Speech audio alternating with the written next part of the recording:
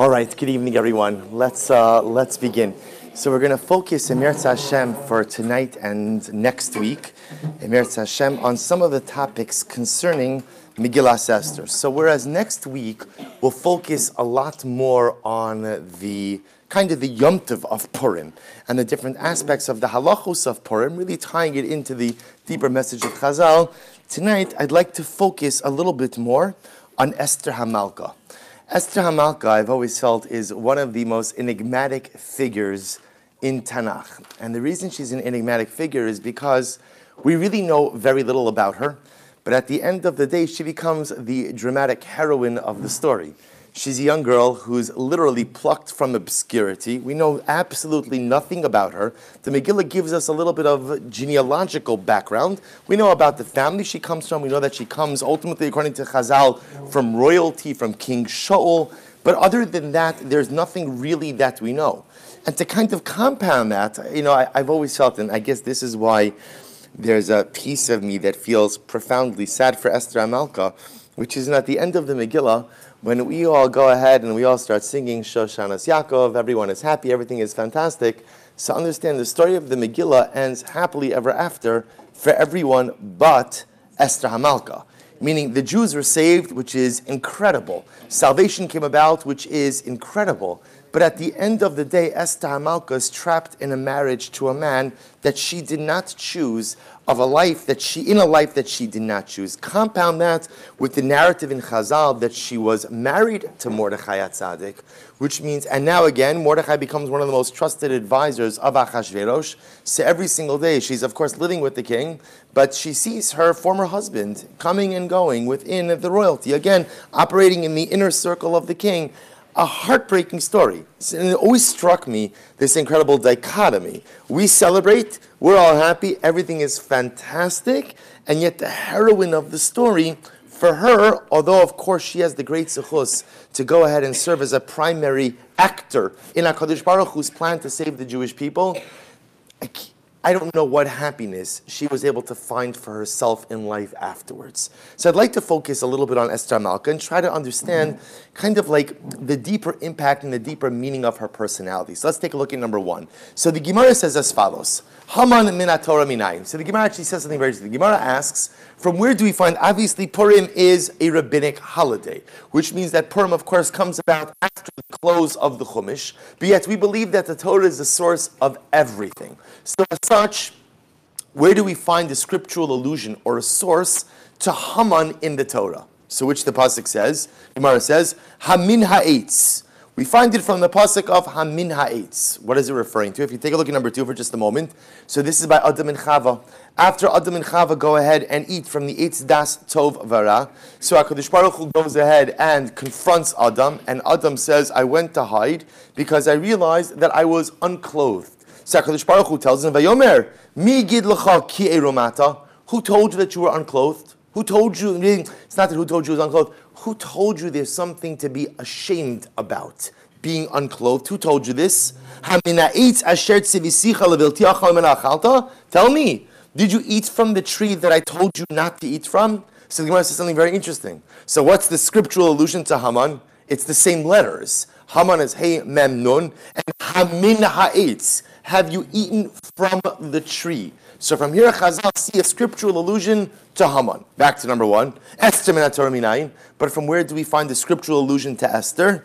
The pasuk says, Va'anochi haster astir. If you take a look at number 3, so this is in Chumash Devarim Parshas Vayilech, and the Torah says, to give you the backdrop to this, the background. Kadosh Baruch Hu tells Moshe Rabbeinu, you're going to die.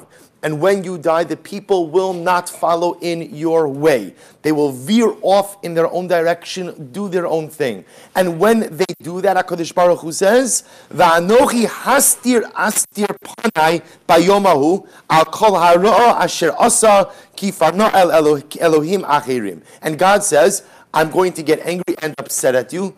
And as a result, ultimately, again, of everything that Klal Yisrael did, I am going to hide my face. V'hanochi hastir astir espanai. So again, the Gemara understands, where do you find the scriptural allusion to Esther? Again, same letters. Esther is from the same shorish of seisir, of hidden. So therefore, where's the scriptural allusion to Esther? V'hanochi hastir astir es panai. I will hide my face. HaKadosh Baruch Hu says, again, so what does that mean? So let's analyze this. So first of all, Chazal, this is not just like a cute idea that some rabbi decided to come up with to find, let's find the letters of Esther and Haman in the Torah and fantastic. No, there's something much deeper that's happening over here. What the Gemara is trying to understand is when we ask for a scriptural source for a particular event which occurred after the close of the Torah, what we're looking is for biblical significance of later events. What Chazal are asking is, tell me, what's the deeper message of this story? We have two incredibly polar opposite personalities and characters, Haman and Esther. And the truth is, they're polar opposite for one simple reason. On the most basic level, why are they polar opposite personalities? If you were to describe Haman in one word? No. People aren't inherently evil, even a Haman, right? But what sometimes makes people do very bad things? Haman is selfish. Esther is selfless. Selfish versus selfless. This is the fundamental tension in the Megillah. It's not just Haman, by the way.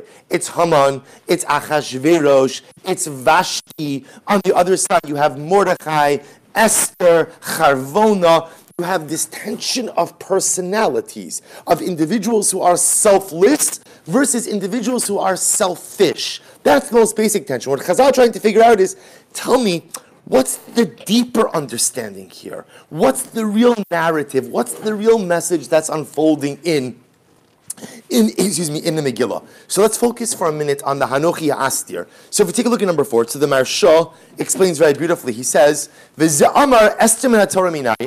So what does it mean that the name of Esther is alluded to in Parshas Vayelech, where God says that as a result of the indiscretions and negative behaviors of the Jewish people, I will hide my face? What does that have to do with Esther HaMalka? So the Maharsha advances an idea that we're familiar with. V'amar Esther min haTorah minayin, shehu ikar shma, v'amar anochi hastir astir. Ashim shebi amen is kai mikra zeh shamar HaKadosh Baruch Hu astir. I'm just going to read one more line and we'll translate. Lefi sherachaku ve'estir yisra atzma midibur anochi shu ikar emuna. So, one more line. So the Gemara Megillah explains, the Jewish people suffered a terrible spiritual setback. And where did this setback occur? Where did it begin? It actually begins even before the start of the Megillah, really at the beginning of the Megillah, when the Jews participated in the feast of Achashverosh. Now understand, Chazal tell us that ultimately, again, what was the nature of that feast? Why did Achashverosh put on this incredible party? So according to Chazal, according to the Gemara Maseches Megillah, that was the end. Achashverosh felt that the Jewish people were totally conquered, were totally subdued, and he had conquered the God of Israel. As a result of that, he himself had made a party. The Jews participated in that party. Participation in that party, even if all the food was glat kosher, yashan, chadash, whatever you want it to be, right? Even so, participation in that party was a trespass against HaKadosh Baruch Hu. And so the Ribono Shel Olam says, you rebelled against me. You turned your back against me. Va'anochi hastir astir es panai. Do you want to understand the entire dynamic of the Megillah? We know the Megillah is a story of Hester Panim. The Megillah is a story where God is present, but God's presence is very much hidden. God's presence is very much understated and almost appears on a meaning. You could read the Megillah as an incredible story, a dramatic story. And the truth is, you can read it as a dramatic story without even inserting God into the narrative. Of course, we know that you read the Megillah not only with your eyes, but you read the Megillah with your soul. And so when you read the Megillah, you see the Yad Hashem, you see the hand of God in every step of the way. So says the Maharsha, that's the connection. Esther, from where do we see a scriptural allusion to Esther? V'hanochi hastir astir es panai. God says there are going to be times that I go ahead and I hide my face. But even when I hide my face and seemingly withdraw from you, I am still orchestrating all of the events from behind the curtain. And in fact, that is the entire story of Megillas Esther. You look at the story of Megillas Esther, it looks hopeless. It looks like there's going to be a terrible ending. There's no one to come to the rescue and salvation of the Jews. But there HaKadosh Baruch Hu is behind the scenes the entire time. In the Sefer Siduro Shel Shabbos, he says something different. He says in number 5, he says, "V'zeu Esther min haTorah minayin." So according to the Siduro Shel Shabbos, the Gemara is actually asking a different kind of question, which is, what is the takeaway message of Megillas Esther? What's in general, what's the takeaway message? Is the message that they tried to kill us and we survived? So if you're going to make a Yom Tiv every single time they tried to kill us and we survived, we're all going to be putting on a lot of weight, right? Because then every day is going to be a Yom Tiv, because the truth is, there are so many stories. There are so many stories. So what's the deeper message? So says the Siddur Shel Shabbos something amazing. What can we learn? What's the message? And writes the Siddur Shel Shabbos so beautifully. Umishani va'anochi hastir astir sha'af gam besoch mechoshech hagalus yesh lanu yeshuos upurkan tadir mustar v'tamar besoch ma'alech hateva. You know what the message of Megillas Esther is? The message of Megillas Esther is that even within the darkness, the hand of God is always there. That's the message. That's the message. Even when it looks like God is absent, even when it looks like HaKadosh Baruch Hu is not there, the Ribono Shel Olam is always present and always orchestrating events. So again, from the Marsha and the Siddur Shel Shabbos, we understand that what Chazal are really asking is Esther min HaTorah minayin is not just saying where do we find the scriptural allusion. It's looking for meaning in the Megillah story through a Torah lens. So through the lens of the Torah, of the Chumash, what is the deeper meaning of the Esther story? And if we put the Marsha and the Siddur Shel Shabbos together, what we have is as follows. Our relationship with HaKadosh Baruch Hu is exactly that. What is the most important thing to know in every single life relationship? Relationships 101. Right? Most important thing to know is... Okay, maybe we should start a new series on relationships, right? You get out what you put in. See, the greatest problem in relationships is when people have expectations and people want to get, but they're not willing to give. If you want, the truth is, the best thing in a relationship is not to expect or want anything. That's the best level. Most of us are not on that level. We're human beings. We need some type of reciprocity and fulfillment from a relationship. Whatever you want to get out, that should be measured in what you put in. And never ever expect to get more out of a relationship than what you're willing to put in. And if that's true in my marriage, or it's true with anything else, it's true with HaKadosh Baruch Hu also. You want a relationship with HaKadosh Baruch Hu, it is true, God is the be-all and end-all of everything. But ultimately, it's a relationship. What I get out is what I'm willing to put in. The story of the Megillah is that the Jews stopped investing in the relationship. And so HaKadosh Baruch Hu says, well, listen, I love you guys, but if you're not investing in the relationship, I'm not investing either. If you're not going to put something into this, then I'm sorry, I love you to pieces, but I can't keep showing up and have absolutely no reciprocity. So HaKadosh Baruch Hu Kiviyachol removes himself. But then the Siddur Shel Shabbos is the second part of that lesson, is that even when God removes himself, because there is no relationship reciprocity, he never leaves. He's always there. Esther min HaTorah minayin va'anochi hastir astir espanai. I'm going to hide from you. I'm going to hide from you. But even when I hide, just understand that I'm very much present. You may think I'm not there. And even when I'm upset at you, and even when I feel like you haven't put anything into the relationship, so HaKadosh Baruch Hu says, I'm tired of giving. I'm tired of giving all of the time and even HaKadosh Baruch Hu has feelings, kiviyachol, right? I'm tired of giving all of the time and not getting anything back in return. So therefore, I'm going to withdraw. But even when I withdraw, don't think withdrawal means that I'm uninvolved. Withdrawal just means I'm here, I'm orchestrating everything, I'm pulling all of the strings, but you're not going to see me, but I'll of course see you. But I think that there's another lesson that's embedded over here. If you take a look at number 6, I shared an incredible halacha. The halacha says, Ben ir shalach lekrach, or ben krach shalach liir. So quick, Hilchos Purim. What's halacha Purim? We know that Purim is observed on 2 different days. In walled cities, it is observed, well, it's on unwalled cities, it's observed on the 14th of Adar, and in walled cities, it is observed on the 15th of Adar. So you go to Yerushalayim, it's the 15th of Adar. It's actually interesting. You know, the more archaeological finds they find, there are cities in Eretz Yisrael whose status is in doubt. For example, in Hebron. In Hebron, if you ever go to Hebron, you go up to Tel Romeda. So they're doing excavations there, and they've found walls that date back to the times of Avram Avinu. So the truth is, Hebron was never thought of as a walled city, But now, in fact, again, and there's a whole machlokes. When do they observe Purim? In Hebron. So, of course, there are always very from people who observe 2 days of Purim. Baruch Hashem, right? There are people even outside of Hebron who observe 2 days of Purim. But people who observe a whole year of Purim, it's a different share. In any event, so it's just interesting. Tiberia has this status as well. Different.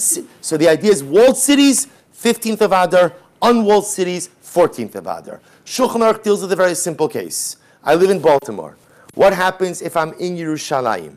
What's my status? Or better stated, I live in Yerushalayim and I find myself in Baltimore. So when do I observe Purim? When do I read the Megillah? So the Shulchan Aruch writes in number 6, Ben Ir Shehalach Lekrach, if someone who lived in a city is unwalled, goes to a walled city, so what's the halacha? Or Ben Krach Shehalach Leir, or someone who lives in a walled city who goes to an unwalled city. Im Daito Lachsor Limkom Bizman Kriyas V'nes Aki V'lo Chazer, Kori Kim Komo. If my intention was to return home and celebrate Purim at home, and I get stuck in another location, then what's the halacha? I read the Megillah in accordance with my own minhagim, with my own locale, even though I am located somewhere different. This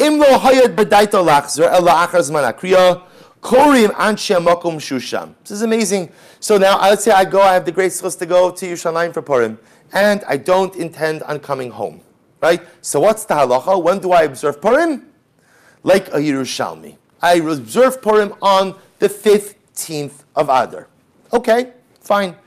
This halacha is very unique. Why? Because if you take a look at number 8, the Shulchan Aruch says in a totally different context. Shulchan Aruch writes, listen to this.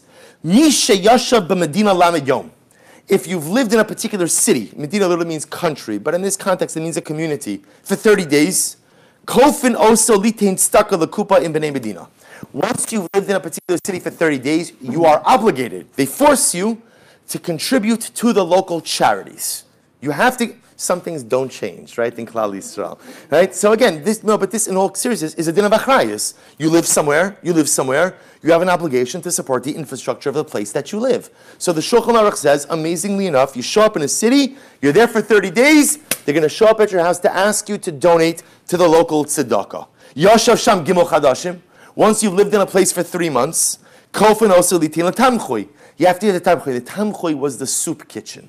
Every community had a soup kitchen, which was for the greatest need. People who literally didn't have any food in their homes. So 33 months, you're living in a place, you have to give to the soup kitchen. Yashav sham vav chadashim. Once you live in a city for 6 months, kofin also litin tzedakah b'ksus shemechasim ba aniyei ha'ir. You have to give to the clothing gemach. So this is very interesting. 30 days, you have to give to general tzedakah. 90 days, 3 months, you have to go ahead and give to the soup kitchen. 6 months, you have to give to the clothing gemach. Once you live in a city for 9 months, kofin also litain tzedakah lekvura shekorim ba'asanim va'osim kol tzarchei kvura. You have to give to the Chavra Kadisha. Now I must have to give to the Chavra Kadisha. Okay, interesting halacha. Why am I bringing this up to you? What doesn't the halacha demand of you? The halacha does not demand of you to start contributing to local mosnos when? The day that you move in. Right? Because there's a concept that it takes time to go ahead and become a resident of a place. First of all, that can happen. You don't know, you're going to settle there, you're not going to settle there. So the halacha understands, this is in Hilchos Tzedakah, understands that again, you don't have to give as soon as you move in. Again, it's not too long, it's 30 days. But the idea is, why? Because you don't take on the identity of a resident when? Immediately upon moving in. That's not how it works. You have to be somewhere for a little bit of time until you become a resident. And by the way, we find many other examples of this in halacha. The one exception to this rule is, take a wild guess, Hilchos Megillah. The one exception to this rule is Hilchos Megillah. If I am in Yerushalayim and I do not plan on leaving Yerushalayim, not for the rest of my life, for the next week, I'm not going back for Purim, I'm staying here. So the halacha is, I am a Yerushalmi for Purim. Now, I just want to point out, lest you think, oh, well, maybe this is in Eretz Yisrael. It's not true. We know, where does this issue come up all of the time? Right? For Yom Tiv, right? This is a big discussion in halacha. What do I do if I'm someone who lives in Chutz La'aretz and I'm going to Eretz Yisrael for Yom Tiv? Do I keep 2 days? Do I keep 1 day? Yom Tov Sheni, not keep Yom Tov Sheni? It's a raging machlokes in halacha. And in fact, the majority opinion is that a ben chutz la'aretz, someone who lives in the Esther goes to Eretz, keeps 2 days. There are very significant minority opinions on whom to rely on, but that's not the majority opinion. And you see this in every area of halacha, because there's a general concept that what? Your minhagim go with you. It's the same way that if you're invited out to lunch for someone and they only eat 3 hours between meat and milk, right? So you can't say, well, listen, I'm your guest, right? Right? Whatever the balabas says, it doesn't work that way. In general, in life, your minhagim go with you. Whoever you are, it's a very profound idea on many levels, but whoever you are in terms of your halachic practices, those go with you. You could transition into something else, but that transition takes time. The one exception to this rule, Hilchos Megillah.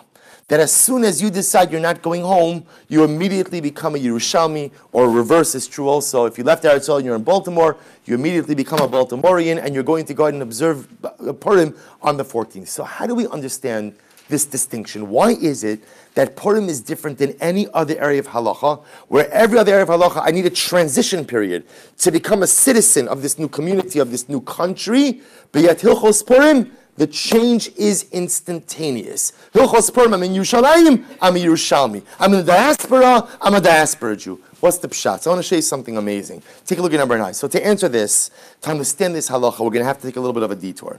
In one of the most dramatic episodes in the Megillah, so Mordechai says to Esther in number 9, Vayomer Mordechai lahashiv al Esther.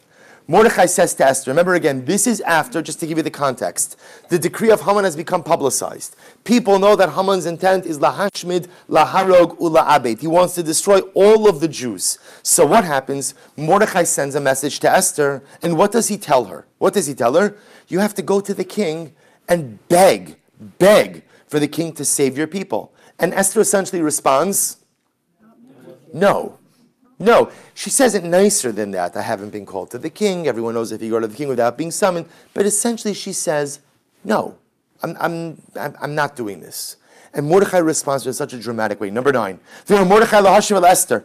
Mordechai responds back to Esther. Do not imagine to yourself that you will escape in the king's house from among all the Jews.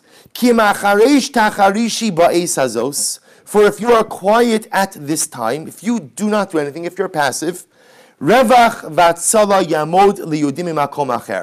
salvation will come from someone else, right? Salvation doesn't come from man. Salvation comes from God. And HaKadosh Baruch Hu often gives us the opportunity to be the agents of salvation. But God's plan is not dependent on any one of us. He gives us the privilege to be the actors on stage. He gives us the privilege to play an active role. But if I choose to shirk my life responsibilities, what HaKadosh Baruch Hu needs to happen will happen with or without me. That's what Mordechai says to Esther. Listen, if you're quiet and you do nothing, it's okay. Salvation is not on your shoulders. God will take care of us. But va'at ubeis avich tovedu. But you and your father's home will simply disappear into the sands of time. Umiyodea imla'is kazos higat lamalchos. And then Mordechai says to Esther, which are perhaps the most dramatic words in the entire Megillah, and who knows, perhaps it was for this very moment that you became queen. You know, Esther, this whole time, none of us were able to make sense of all of the events that were unfolding. None of us understood how a young, innocent girl is plucked from obscurity and Mamish becomes the queen. It defies understanding or expectations. No one understands how Mordechai has his position, how Achashverosh hasn't just killed Esther because he's done with her. Everything in this story doesn't make sense. So Mordechai says, listen, I don't know why God is doing what he does. Remember again, Megillas Esther is the first story of the post-prophetic era. It is the first story in Tanakh without a Navi. And when you don't have a Navi, when you don't have a prophet, you just try your best. That's all you could possibly do. Miodea imla'is kazo sigat lamalchus. Maybe this is why you became queen. Now remember, what happens right after this? I didn't put it on the sheet, but what happens right after this? Esther says, Lech kinos es kol Yehudim. Go and gather everyone. Tzomu alai. Tell them to fast for me. Tell them to daven for me. And I'm going to go to the king. And remember again, she says those words that are haunting every time we read them. She says, I'm going to go to the king, Asher lo kadas, and we read it in the Tuna Vecha, V'chasher avaditi, avaditi. And if I'm lost, I'm lost. If I'm lost, I'm lost. So the Medrash says something amazing. Look at number 10. Umi odea im la'is kazo sigat lemalchus. So Mordechai says to Esther, maybe this is the reason you became queen. So the Medrash says something amazing. Mikan atalama derech eretz. From here you learn a very important lesson. Derech eretz, by the way, doesn't always have to mean like derech eretz the way we use it, like good midos. Derech eretz, a life lesson, a dramatic lesson. Shelo yehe adam doche b'shtei yadav, ela yehe doche b'smol. Don't push people with two hands. Just push them with one. And which one? The left and not the right. Mordechai says to Esther, maybe it was for this moment that you became queen. And what happens in the next pasuk? Lech kinos es kala Yehudim v'tzamu alai. Says the Medrash something amazing. Esther is reticent to go. Esther is reticent to go. And what happens over here? Mordechai pushes her. Now, by the way, what Mordechai ultimately did was something amazing. If you notice again, he doesn't really lay on the guilt. What does he do?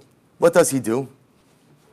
Right? He tells her, listen, what you do or what you don't do, that's between you and God. But it's quite possible that this was the reason you became queen and this is the reason you were created. And by the way, if you don't seize your moment now, you deny meaning to your life and to the life of everyone who came before you and life of everyone who came after you. But no pressure. Other than that, don't worry about it. Whatever you decide is absolutely fine. Mordechai goes ahead and pushes Esther because he understands that Esther is reticent to go. So why is Esther Hamalka reticent to go? What's the issue? What's the problem? Why doesn't she want to go? Because at the end of the day, the Baal Shem Tov explains this. You see this in the other Sfarim as well. Esther Hamalka is a young woman who is saddled with so much baggage. You'll say to yourself, what baggage does Esther Hamalka have? So remember again, the Megillah alludes to it. From the first time we're introduced into Esther Hamalka, right? How are we introduced to her? How are we introduced to her? Ki ein la av va'im. Omein es Hadassah. Whether her name is Hadassah, Esther, she's an orphan. She's an orphan. What happened to her parents? Were they killed along with the exile? What happened to them? The Megillah doesn't tell us. All we know is that she's an orphan. And she's being raised by a relative by the name of Mordechai. She's alone in this world. And then what happens? Again, the king's having his pageant. Esther has absolutely no interest in partaking in it. Nothing. And then what happens? She's taken. And when she's taken, she refuses all of the perks, so to speak, of the pageant, right? She doesn't need to get her hair done. She doesn't want the makeup. She doesn't want the perfumes. She doesn't want anything. Why? Why doesn't she want anything? Because what does Esther Hamalka want more than anything in life? It's the same thing that most great people want more than anything in life, which is to be left alone. To be left alone. Great people don't look for greatness. Great people don't look for the center stage. Great people do not look for the limelight. Great people are happy to be alone with themselves and HaKadosh Baruch Hu. Like we've spoken about so many times, like David HaMelech. What was David HaMelech's great life aspiration? David HaMelech was never the little kid who said, you know what, one day I'm going to be king. Well, David HaMelech, you know what he said? You know what he wanted to be? A shepherd. And that's all. Just a shepherd. I don't even need to have the biggest flock. I don't have to have the best flock. I don't have to have the nicest flock. I just want to be a shepherd.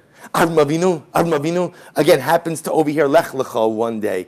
Great people don't have a desire for the limelight. They have a desire to sometimes just be regular, just be normal. What does Moshe Rabbeinu want more than anything out of life? You know, the Mefarshim point out, why did Moshe Rabbeinu want so badly to come into Eretz Yisrael? Why did he want to come to Eretz Yisrael? So again, of course, he loved Eretz Yisrael. It was beautiful, wonderful. There's a simpler pshat. You know why? Moshe Rabbeinu understood that the tachlis of his leadership was to get the Jews from Egypt to Israel, to Canaan. Once he got to Canaan, he knew what was going to happen. This is before the sin of hitting the rock, before any of that. He knew that what was going to happen once he got to Eretz Yisrael. What was going to happen? He was done. There was different eras required different type of leaders. He was the leader to take them out of Egypt and to bring them to the promised land. It was not his job to lead the battle to conquer Eretz Yisrael. That was going to be given to someone else. So you know why Moshe Rabbeinu wants more than anything to come into Eretz Yisrael? Because what happens when he gets to Eretz Yisrael? What happens? He gets to go home. He gets to see Tzipora. He gets to see his boys, who would be adults regardless anyway by that time. But he gets to reclaim some type of normalcy. What does Esther Amalka want more than anything? I've lost so much in life. And by the way, you know, when the Megillah, in general, gives you like these snippets of life trauma, generally it tells you there's even more that's not being included in the text. So she's an orphan at a young age. She's plucked into this world that she does not want to be a part of. She's chosen to be a wife to a man who's at times is more animal than human being. And again, everything that comes along with that, the trauma of this young girl, an innocent young girl having to live with this man is overwhelming. It's absolutely overwhelming. So what happens when people endure an incredible amount of trauma in life? And what happens when people just feel that like the peckle is just too heavy? What happens? What do they say? I'm done. I'm done. You know, someone once gave me an excellent mashal. You ever get a cup of coffee? So it's interesting that coffee has, I don't know what the scientific properties are, but it has like surface tension. So meaning if you go ahead and actually, you could fill up a cup of coffee, you could try this, you could fill up a cup of coffee and the coffee could actually extend over the rim, right? The coffee, it's the surface tension that holds it. So it's an amazing thing. You could fill up the cup above the rim, but if you put one extra drop in that cup of coffee, what happens? All over the place. What a metaphor for life. We could handle a lot, right? It could handle a lot. And I could even handle that which is above and beyond the walls of my utensil. But the surface tension only holds so much. At a certain point in time, if you put something else on me, everything will go pouring over the sides. Esther Hamalka, it's not that she doesn't want to help. It's die. It's enough. I can't, it's enough that I have to live this life that in a million years I never dreamed of. In a million years, I never thought that this would be my lot. I never thought this would be my existence. I have to figure out how to summon up the mental and emotional energy to deal with this. Now you want me to go in and to advocate and to plead and to this. I can't do it. I can't do it. There's too much baggage holding me back for me to move forward. To which the Medrash says, what does Mordechai do? Sometimes in life, you need a nudge. Not a push, not a push. A push is with two hands and full force. Sometimes in life, you need a little nudge. Not a nudge with the right hand, but a gentle nudge with the left hand to propel you forward. Because right the Baal Shem Tov HaKadosh, life is all about finding the courage to move forward. We all have things which hold us back. We all have challenges which hold us back. We have failures. We have shattered dreams. We have disappointments. We have letdowns, all the different things, right? We all have our baggage, which at the end of the day holds us back. We all are like that cup, and I say to myself, you know what?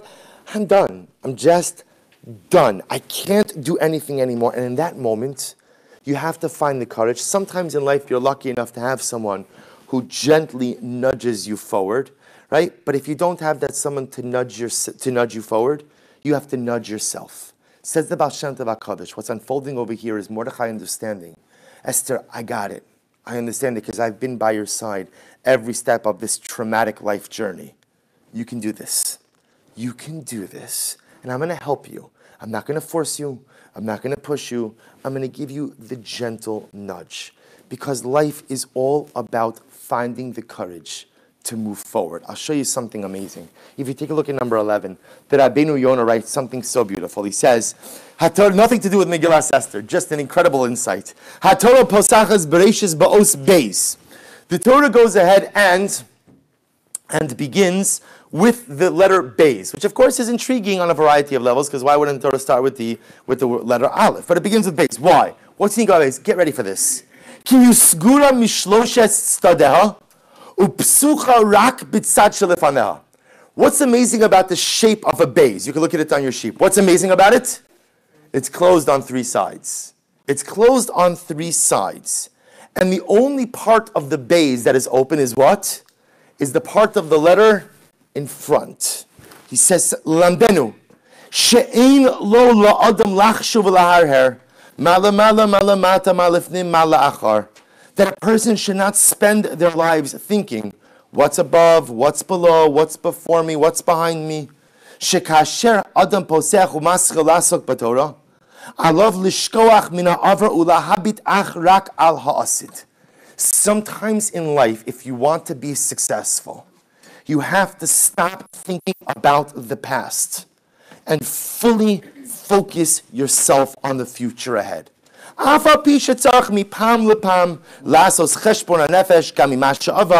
And even though, again, at some point I have to reconcile with my past, I can't totally ignore my past. I have to find those moments for cheshbon hanefesh, for introspection, for real self-analysis. But so much of life is just figuring out how to move yourself forward. Ulam, ikir ma'yanov yu al ha'asid. Isn't this amazing? Says it, by the way, if anything you get from the shir is just as Rabbeinu Yonah, it's dramatically amazing. The Torah begins with the word beis, because the amazing part about a beis is you can't see above, you can't see below, and you can't see behind. The only thing you could see when you're standing inside of the beis is forward. Because success in life is all about moving yourself forward. We get so caught up in living, reliving, reanalyzing the past. We get so caught up with worrying about what's in the rearview mirror that we forget to move ourselves forward. Aleph is open on a whole bunch of sides, and there's times for introspection, and there's time for analysis, and there's time for contemplation, but so much of life is just the base. Just move it forward. Figure out a way to get yourself together and to move yourself forward. If you look at number 12, beautiful insight from the great tzaddik Moshe David of Chartkov. I have to thank Adina for typing this up for me. It was a long story. So take a look at number 12. So Moshe David of Chartkov writes as follows. He says, Mishum hachim shilu chazal. This is actually a beautiful idea. The Gemara says, Hai alma kabehi luladamya. This is actually quite beautiful. The Gemara says the world is like a wedding. The world is like a wedding. So generally the way we understand that is what? When you go to a wedding, so what happens? What happens?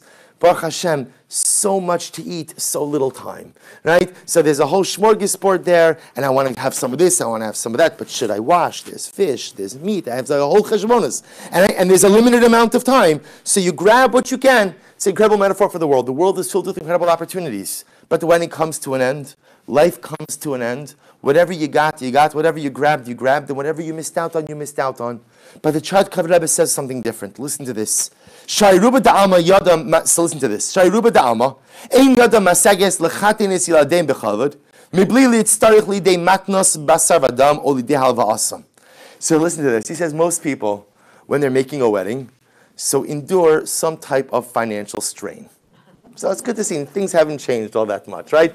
When you make a wedding, one thing is to show which most people require some type of assistance, whether it's a loan, whether it's a gift, okay? V'alkein, b'tekufa shlefnei achasana, asukim hori achasan v'akala lasra lechapis mehechon yasigu alva, o nesina haguna kedei lechasos, ulahashtem es haotzos hamerubos. Okay, so before the wedding, a lot of the preoccupation before the wedding is, how am I going to pay for this? How am I going to pay for this? And there are cheshbonos that go into this, right? How am I going to pay? And it occupies an incredible amount of mental energy. And what's true before the wedding is what? Certainly true after the wedding, right? Because at least some of the vendors I was able to push off till after the chasana. Now it's after the chasana, I have to pay the rest of the bills. So there's an incredible financial preoccupation. But look at this, this is incredible. Ulam, kol zeh b'yamim shalifneim u'b'yamim shalachareim. But all of this, right, this preoccupation with the money and the debt comes before the wedding and after the wedding. Yet, ach be'isa chasana gufa, masichim ba'alei asimcha es da'ata mikol hatirdos. Yet something amazing happens at the wedding. That same person whose kishkas were in a knot, because I don't know how I'm going to pay for this, I can't believe the machatanim needed to have that, right, or anything else that happens with people. Those same people, right, during those couple of hours of the chasana, they forget about it, right? I'm lost in the simcha. Usmeichim hema b'simchasim b'leiv shalom. And during the chasana, I'm not even thinking for a second about all of that money. It doesn't even come into my mind. I'm totally and wholly devoted to the simcha. I don't think about the money that I have spent, and I don't think about the money that I will spend. So says the Rebbe something so beautiful. This is the meaning of the Gemara, that the world is like a wedding. What does it mean? Ha'olam hazeh ki behilula damya v'hachinami tzarech ha'adam la'asiyach daito min ha'avar v'ha'asid ki behilula v'yichya es simecheldo alei adamos b'simcha shal mitzvah. So says Rebbe something so beautiful. That's the meaning of the statement of Chazal. The world is like a wedding. Sometimes you can't worry about what was, and you can't worry about what will be. You can only focus on what is. The Baalei Simcha, leading up to the wedding, a mess. After the wedding, maybe a mess again. But during the wedding, unbridled, immeasurable Simcha. Ha'olam hazeh ki bei hilula damya. It's the bays of Bereshis. We spend so much time hyperventilating over the past, obsessing over the past. I should have done this, I could have done this, why didn't I do this, I should have handled it this way. And again, you can't change it, it's done, right? And some of us become paralyzed from doing things because we're worried about what's going to happen in the future. So the base teaches us, don't look up, don't look down, don't look back, just look forward.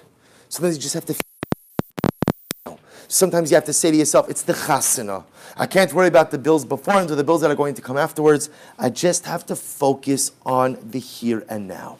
Now watch this. Let's close one circle. See, remember again, we saw an interesting halacha, ultimately again, by Hilchos Purim. What was the interesting halacha by Hilchos Purim? What was the halacha? What was the halacha? Wherever you are on that day, that determines your identity. Unlike in other areas of halacha, where your geographical location is determinant for your halachic status, so generally, again, you have to be in a certain place for a certain amount of time. Purim is different. The yesod of Purim is the base. The yesod of Purim, right, the essence of Purim, is the gentle nudge with the left hand that tells us, don't worry where you came from. Don't worry where you're going. Just maximize where you are. And therefore, what does the halacha say? I live in Baltimore, but if I find myself in Yerushalayim on the 15th of Adar, then what's the halacha? What's the halacha? I'm a Yerushalmi for a day. Yerushalmi for a day. And conversely, if I'm a Yerushalmi for 15 generations, but I find myself in Baltimore on the 14th of Adar, then you know what? I'm a Baltimorean for a day, right? I'm an American for a day. Says the Berachim, take a look at number 13. Va'al kein, daika bayom zeh, madgishim va'olim she'ikr, hu ha'ma'asim shalayom. What is the entire essence of Purim? The entire essence of Purim is when Mordechai says to Esther, Umi yodeya im la'is kazon sigat l'malchus. Esther, this is the moment. Listen, Esther, my heart breaks for everything you had in the past. It breaks for you. And my heart breaks for the difficult future that you have ahead of you. Because no matter what happens, your future is not going to be easy. But Esther, what I need you to do in this moment is not think about your traumatic or tragic past and not focus on your unknown future. I need you to live in the moment. And I need you to maximize this moment. I need you to stop wasting emotional energy, obsessing over that which was and can no longer be changed, and worrying yourself which may occur. Bless you. That which may occur, but you do not know. The only thing, Esther, that you could control right now is what you do with right now, is what you do with the Eis Kazos, this very moment. Esther, right now, you're in the middle of that big letter base, that life letter base. It's the chasana now. What do you want to do? The base, you want to look back, you want to look up, you want to look down. There's only one direction, and that's forward. And there's only one time frame to focus on, and that's now. Writes the Be'er HaChaim. This is part of the dramatic message of Purim. You know, if you think about it, we have different Yamim Tovim which stress different themes. right? What's the essence of the Yamim Noraim? Shana Yom Kippur, Aseret Yemei Tshuva, Chodesh Elul. What's the theme? Right? Theme is tshuva. But how do you do tshuva? What does tshuva require? It requires reflection on the past, planning for the future. So there is a time where you go ahead and you introspect the way you have lived in the past, and you focus on what you want to do forward. That's called Yamim Noraim. Purim is something different. Purim is not the past. Purim is not is the future. Purim is the present. Purim is the letter base. Purim is mi yodea im la'es chazos higat lemalchos. Focus on maximizing the moment you have in front of you. Because in reality, that's the only moment you control. You can't redo the past. You certainly can't script the future. So the only thing you can do, Esther, is live in your base. Move yourself forward. Do something absolutely dramatic. The halacha says, wherever you are on Purim, that's your identity. This is my first time in Yerushalayim. You're here on the 15th, Mazel Tov, you're Yerushalmi. You spent your whole life in Eretz Yisrael. You're in Baltimore on the 14th, Mazel Tov, you're an American. Hey, that's how it works on Purim. Purim is about embracing and maximizing the present while stopping to think about the past and the future. And I'll show you something amazing. Take a look. Before we get to number 14, now we can tie this all the way back. So if you remember again, look back in number 1 for just a moment. So if you remember again, what did the Gemara say? The Gemara said, Esther, Hama minat Torah minayin. Esther minat Torah minayin. So amazingly enough, we begin to see, what's Esther? What's Esther? So what was the scriptural allusion to Esther? It was number 3. So again, listen to what the Baal Shem Tov HaKodesh says. Va'anochi hastir astir panai bayom hahu. Sometimes in life, what do you have to do? Sometimes in life, you have to go ahead and turn your face away. Hanochi hastir astir espanai. What do you have to turn your face away from? What does the pasuk say in number 3? What do you have to turn your face away from? Al kol hara asher asa. Sometimes you have to let go of the failures of the past. Sometimes you have to let go of the trauma of the past. Sometimes you just have to let go of the past. Why? In order to maximize bayom hahu. Look at that pasuk in number 3 for just a moment. Look what Chazal are teaching us. V'hanochi hastir astir panai. Sometimes you just have to turn away from what's behind you. Sometimes, again, I want to just be clear. There is a time to introspect. There is a time to reflect. There is a time to revisit my past. But it's not Purim. It's not Purim. Sometimes you have to shield your face from the past. V'anochi hastir astir panai from what? Al kol hara she'asa. Turn away from the mistakes, the failures, the shattered dreams, the unrealized goals of the past. Let it go. Let it go. Why? For one simple reason. Bayom hahu. So that I can maximize today. Because if I use all of my emotional energy focusing on what was and worrying about what will be, I lose out on the profundity of the present. This was Esther Hamalka. Esther Hamalka evolved into this personality. Why? Why? Because she was lucky to have someone in her life who gave her the gentle nudge, one-handed nudge with the left hand. Pushed her out of the bays, pushed her forward, got her to stop looking in the rearview mirror and to start focusing on the life ahead of her. Esther Hamalka was fortunate to have a Mordechai in her corner. A lot of times in life we don't have a Mordechai. You don't have a Mordechai, so you have to nudge yourself. You have to push yourself. You have to create your own base construct of existence. Stop looking up, down, backwards. Focus on moving yourself forward. And this, says Chazal, is the essence of Purim. You know what's interesting? We'll talk about this more next week. But you know, Purim, if you think about it, is one of the strangest Yamim Tovim. Why? Well, you all know why. Because it's a strange Yom Tov. It's just objectively a strange holiday. We do things that we never do the rest of the year, like men could wear women's clothing, women could wear men's clothing. You know that's an Issa D'Oraisa. Biblical prohibition, you can't do excessive drinking. Again, we're okay with wine, but we're not okay with excessive drinking and drunkenness. In fact, Chazal write extensively about it. So what is the essence of Purim? What is it? So you say it's a big party, but what are you having a big party for? Because on Purim, what we do is we maximize the day to the nth degree. We do everything in an exaggerated form. Why?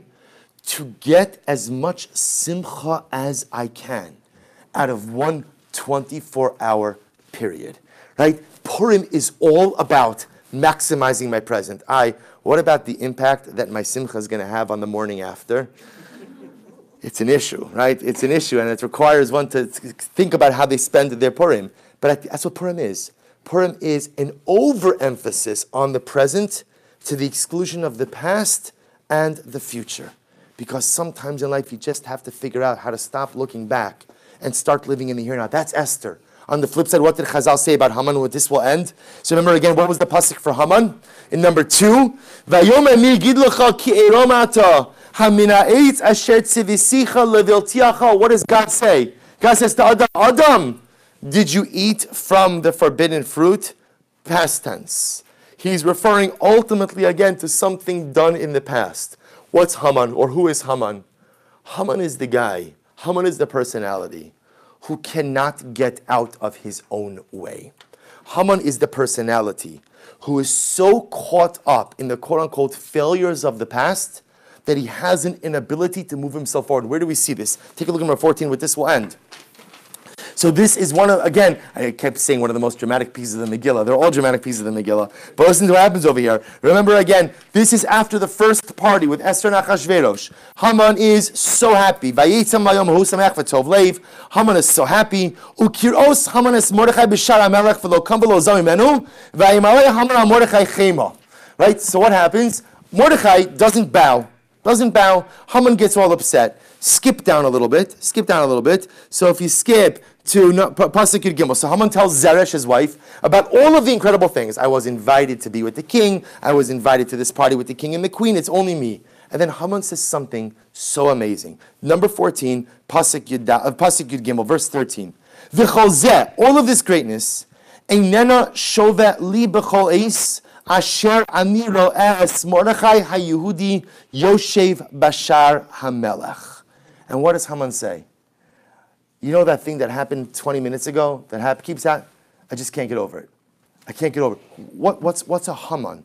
Hamin ha'etz asher tzevisicha levilti.